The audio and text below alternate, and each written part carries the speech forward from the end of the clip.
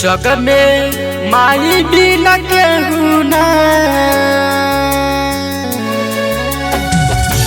जग में माई बिना केहू ना सहाय ना होई। जग में माई बिना केहू ना सहाय ना होई। केहू केतनो दुलारी बाकी माई ना होई। केहू केतनो दुलारी बाकी माई ना होई।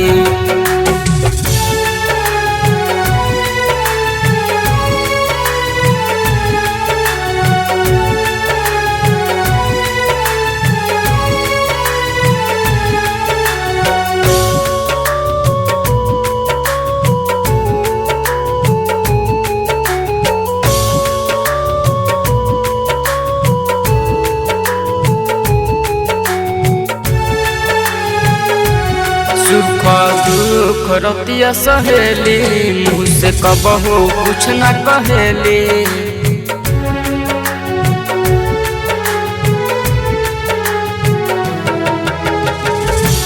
सुख दुख रतिया सहेली, मुँह से कबहू कुछ न कहेली। उनका अचरा से बढ़ के रजाई ना होई।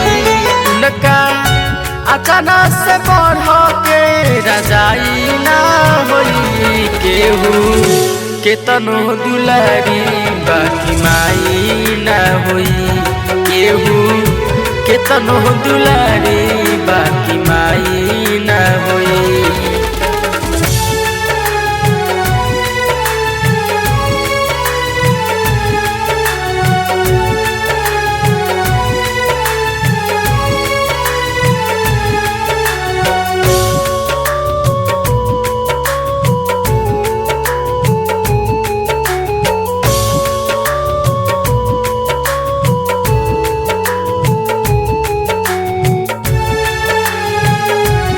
अपने सुखल पाकल खाके विपिन राज सुना हम सगा के।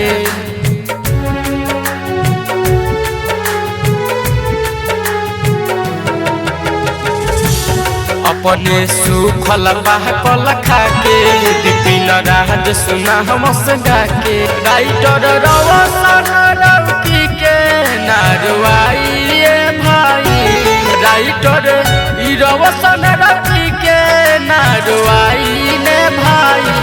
केहू केतनो दुलारी बाकी माई ना होई। केहू केतनो दुलारी बाकी माई ना होई।